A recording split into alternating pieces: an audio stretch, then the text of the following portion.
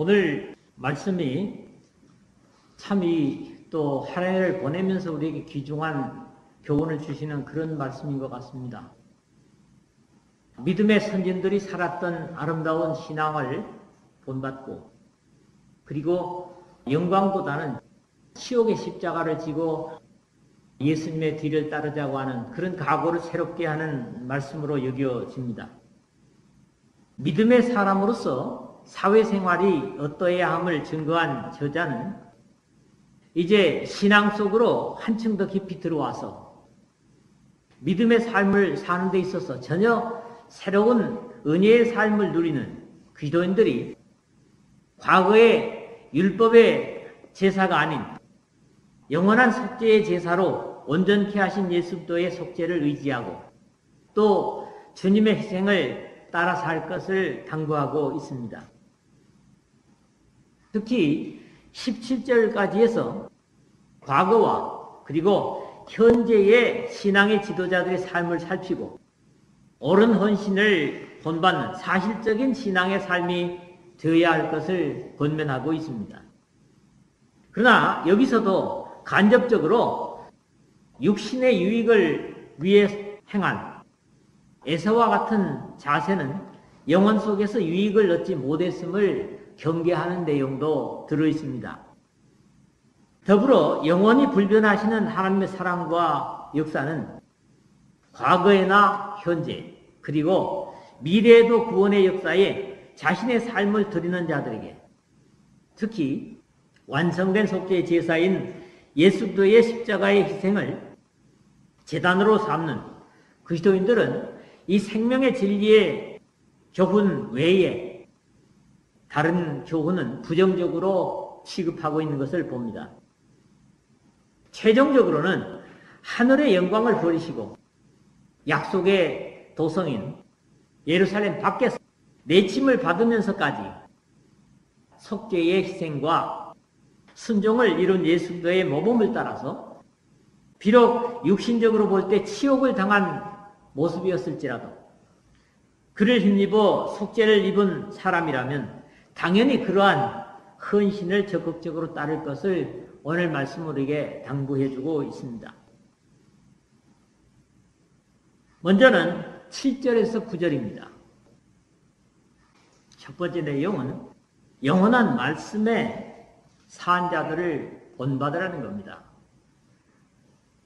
여기에 말씀에 산다고 하는 것은 모든 인간관계 속에서 믿음을 바탕으로 한 그런 관계를 가지고 산 신앙의 앞선 자들을 얘기하고 있는 거죠. 말할 수 없는 핍박과 어려움 속에서도 자신의 안위를 돌보지 않고 하나님의 말씀을 전하다가 죽음을 당하기까지 한 믿음을 위해서 자신의 삶을 포기한 삶의 지도자들을 본받으라고 그렇게 당부를 주죠. 어쩌면 신앙은 새로운 창조이기보다는 먼저 잘 감당한 사람들의 삶을 본받는 것이 바람직한 그런 과정인 것 같습니다. 바울은 내가 그리스도를 본받는 자 된 것 같이 너희는 나를 본받는 자가 되라. 고린도전서 11장 1절에 그렇게 말을 했지만 이 히브리서를 기록하고 있는 때는 바울처럼 예수 그리스도를 직접 대할 수 없는 때이고 그 주님을 본받아 살던 믿음의 지도자들이 말씀을 전하는 삶을 본받을 것을 권면하고 있는 말씀입니다.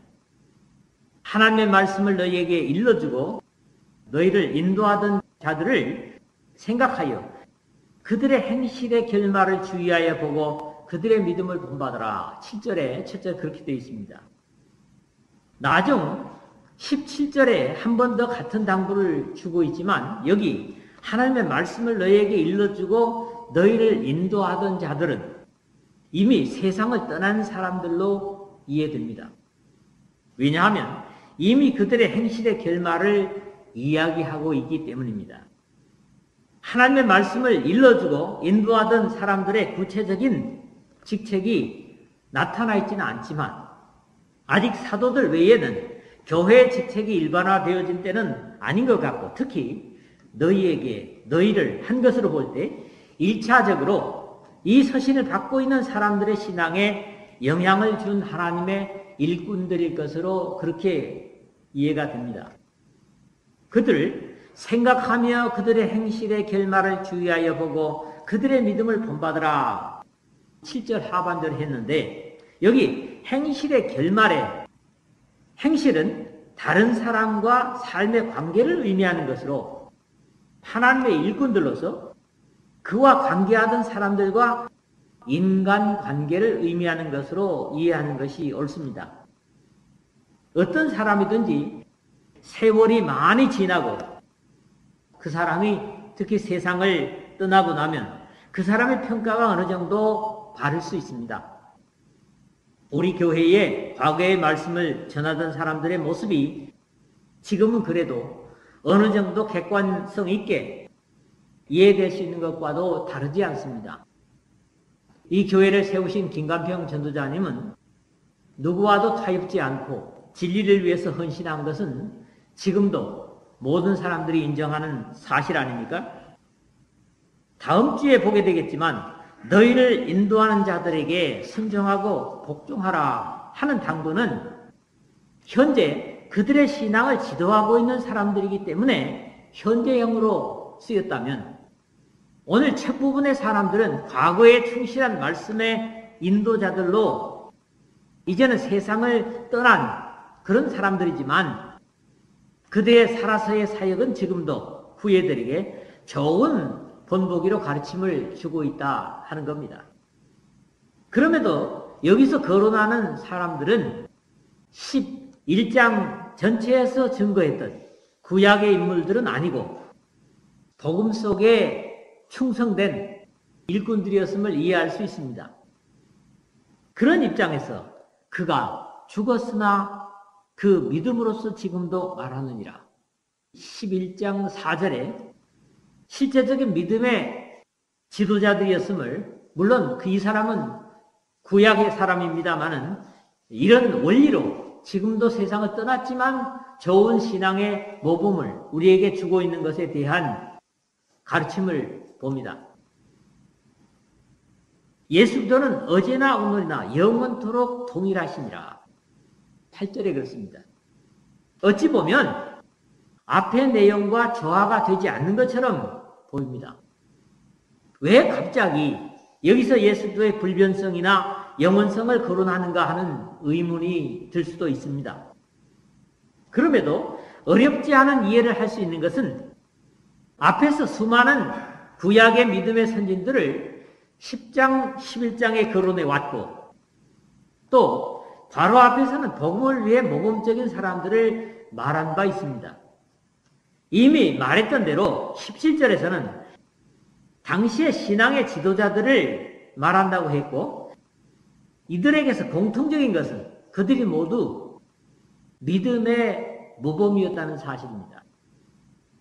그럼에도 그들은 이미 떠나버린 사람이 대부분으로 계속해서 모범과 교훈을 줄 수 없는 시간 속에 갇힌 사람들에 불과했다면 우리 주 예수 그리스도는 과거나 현재는 물론이고 앞으로도 영원한 믿음의 교사여 모범으로 바뀌지 않을 것이고 본받아야 할 대상임을 고백하고 있는 데서 예수 그리스도의 영원성을 말씀하고 있다. 이렇게 이해를 합니다. 물론 하나님의 속성에 대한 표현인 야고보의 가르침도 다르지 않습니다. 각양 좋은 은사와 온전한 선물이 다 위로부터 빛들의 아버지께로서 내려오라니 그는 변함도 없으시고 회전하는 그림자도 없으시니라. 충성에서나 모범에서 전혀 불변하시는 예수 그리스도를 보여준다는 거지요.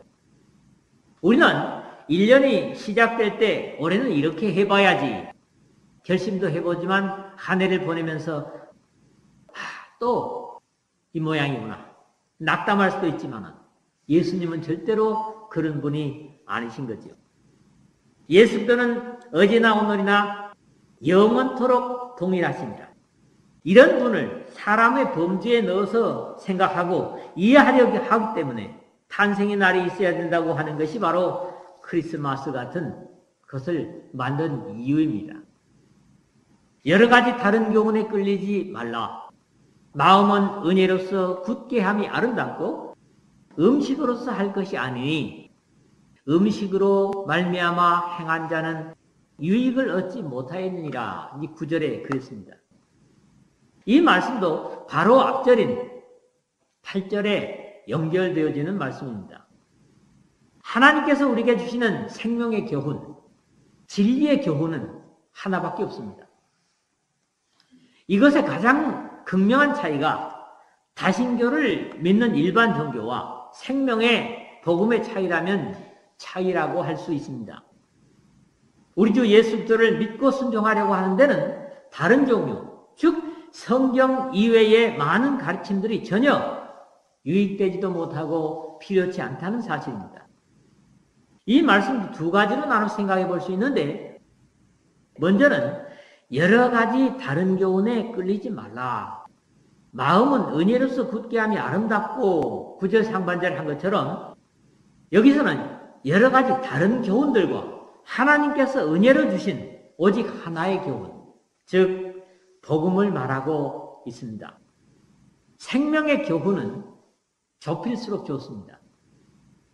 그런 이유에서 바울은 내가 너희 중에서 예수도와 그의 십자가에 못 박히신 것 외에는 아무것도 알지 아니하기로 작정하였습니다.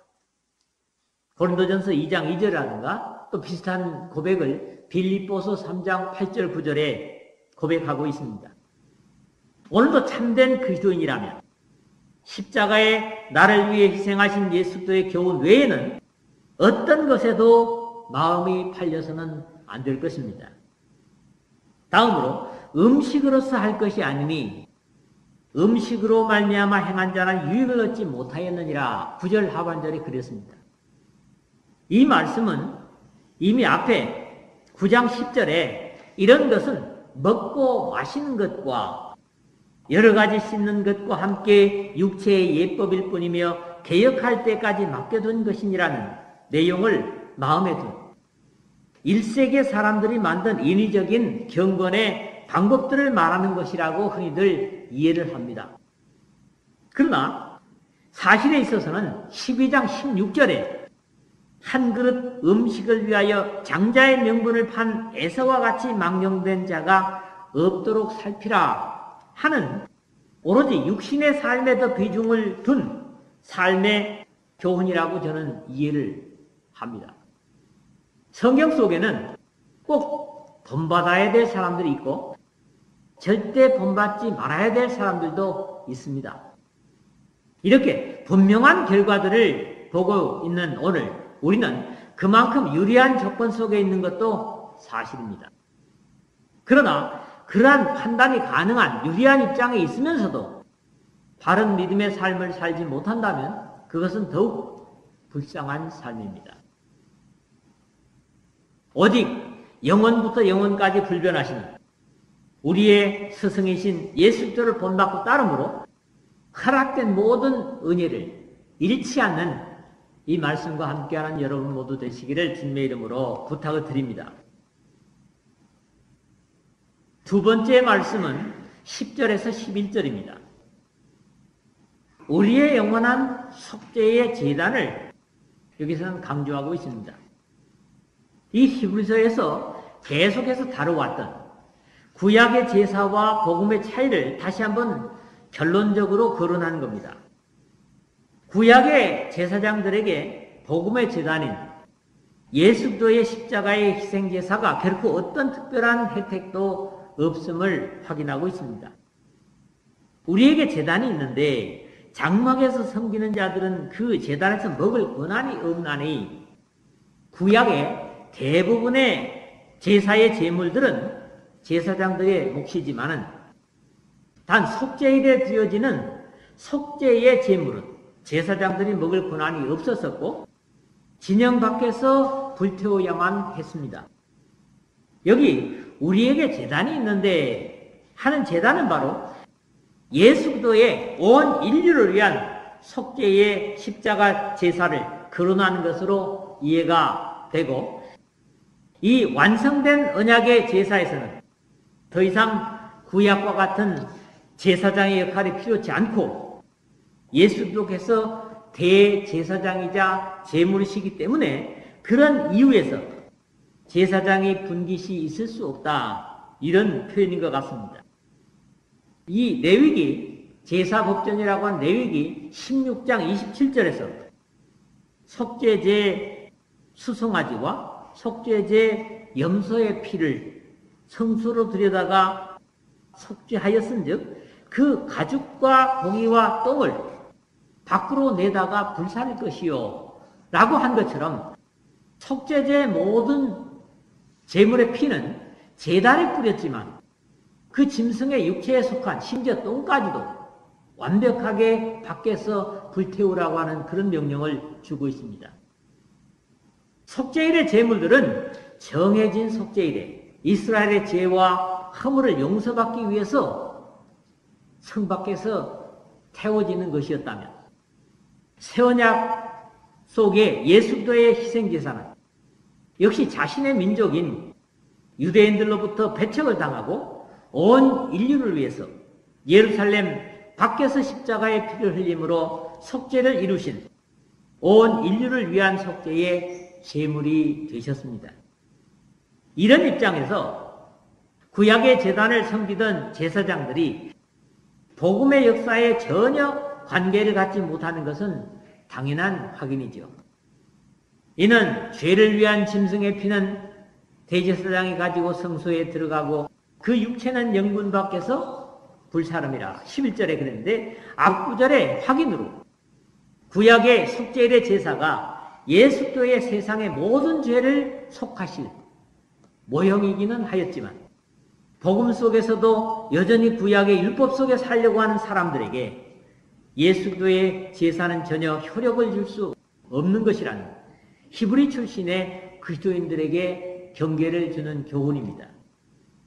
이렇게 율법은 그때까지도 시간적이고 공간적인 한계를 가지고 있었지만 온 인류를 위해서 예루살렘 성 밖에 골고다에서 피를 흘리신 예수도의 희생제사는 시간과 공간을 넘어서 복음을 순종하고 받아들이는 모든 사람들의 죄를 해결할 수 있는 하나님께서 친히 마련하신 제단입니다. 뿐만 아니라 같은 믿음을 가진 왕같은 제사장들에게 그의 몸과 피를 기념하여 먹을 권한을 주는 것에서 구약의 율법과는 완전히 다른 확실한 은혜인 거지요. 속죄를 위한 제사는 반드시 고기나 어떤 것도 먹지 말라 그랬지만 우리는 인류를 위해서 희생하신 예수 그리스도의 몸을 제사장된 우리가 나누는 데서 완전히 구약과 다른 것을 보는 겁니다. 세 번째 마지막으로는 12절에서 13절입니다. 예수 그리스도께서 우리를 위하여 기꺼이 속죄의 제물이 되셔서 인류를 위한 제사를 친히 들으시고 제물이 되신 사랑을 받은 우리 또한 주님의 삶을 본받고 따라야 할 것을 다시 한번 당부하고 있습니다. 그런 입장에서 세 번째 이 내용은 주님께로 나아가자는 겁니다. 그 나아가자는 건 뭐예요? 따르자는 거죠. 그런데 영광을 가지고 따르는 것이 아니라 주님께서 인류의 속죄를 위해서 당하신 그 수치와 희생을 본받으면서 주님께 나아가자. 이런 교훈을 주고 있습니다. 그러므로 예수도 자기 피로서 백성을 거룩하게 하려고 성문 밖에서 고난을 받으셨느니라 12절 그랬는데 예수께서 예루살렘 성문 밖 골고다에서 희생하신 것은 과거 이스라엘의 속죄제를 완성하시는 동시에 율법으로는 불가능했던 완전히 거룩한 하나님의 자녀가 될 수 있는 새롭고 산 길을 열어놓으신 겁니다. 주님의 고난받으심의 확실한 이유를 지적하는 데서 중요한 이해가 가능합니다. 자기 피로서 백성을 거룩하게 하려고 그랬죠. 이미 10장 4절에서는 이는 황소와 염소의 피가 능히 죄를 없이 하지 못함이라. 그렇게 구약 제사의 한계성을 지적한 바 있습니다. 그러나 9장 13절에서 14절에서는 율법 속에서 염소와 황소의 피와 및 암송아지의 죄를 뿌려 부정한 자에게 뿌려 그 육체를 정결하게 하여 거룩하게 하거든.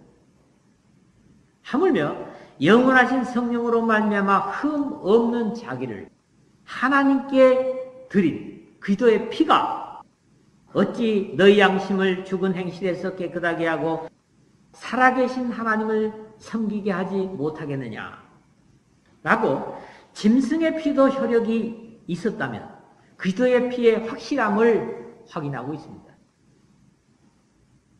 자, 여기에 자기 피로서 백성을 거룩하게 하려고 예수님께서 왜 피를 흘리셨다고요? 백성을 거룩하게 하려고. 그러나 마태복음 1장에 보는 대로는 자기 백성을 저희 죄에서 구원하실 자라 하는 이름이 예수입니다. 그러므로 자기 백성, 즉 주님께 순종하는 백성들을 성결하게 하기 위해서, 깨끗하게 하기 위해서, 하나님의 뜻으로 삼게 하기 위해서 피를 흘리셨다. 이게 우리가 믿음의 사람들이 감동하는 이유이기도 합니다. 그런즉 우리도 그의 치욕을 짊어지고 영문 밖으로 그에게 나아가자 13절 됐는데 이렇게 헤아릴 수 없는 은혜를 입은 우리가 역시 주님을 본받고 따라야 할 것을 권면하는 말씀입니다. 대개 예수 그리스도를 믿는 많은 사람들은 믿음으로 얻게 될 영광을 먼저 생각하는 것이 대부분이죠. 그것은 이미 하늘에서 약속된 것이기 때문에 그걸 부정하자는 건 아닙니다. 그럼에도 불구하고 그것은 현재적인 게 아니라는 거예요. 근데 많은 사람들은 예수를 믿음으로 얻어지는 것이 현재의 어떤 형통이라든가 또 행복이라든가 이런 것을 많이 생각하고 영원 속의 약속을 항상 가볍게 여긴다는 겁니다. 그럼에도 영광은 현재가 아니라 장래에 얻게 될 것인데 이 영광은 그리스도의 삶을 그대로 본받고 희생한 사람들에게 주어질 것을 성경은 끊임없이 약속하고 있습니다. 주님의 안식의 초청도 다르지 않죠. 나는 마음이 온유하고 겸손하니 나의 멍에를 메고 내게 배우라. 그리하면 너희 마음의 힘을 얻으니. 이게 뭡니까? 나의 멍에라는 건 뭡니까? 수욕이요 고초입니다. 주님을 섬기는 것에 대한 어려움입니다.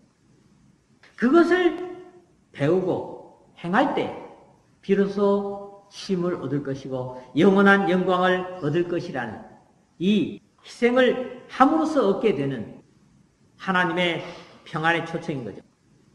그런즉 우리도 그의 치욕을 짊어지고 영문 밖으로 그에게 나아가자 13절인데 이러한 당부도 사실 그렇게 행복해할 명령은 아니죠.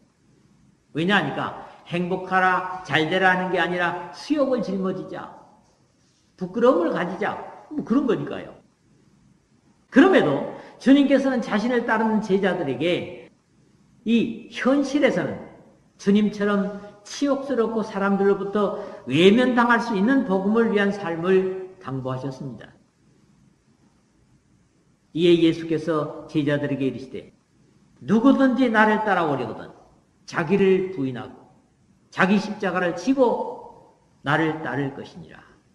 여기 두 가지 확실한 자세를 얘기하는데 먼저는 뭡니까? 자기 자신이 없어져야 된다. 자기 부인입니다. 이게 전제로 되네.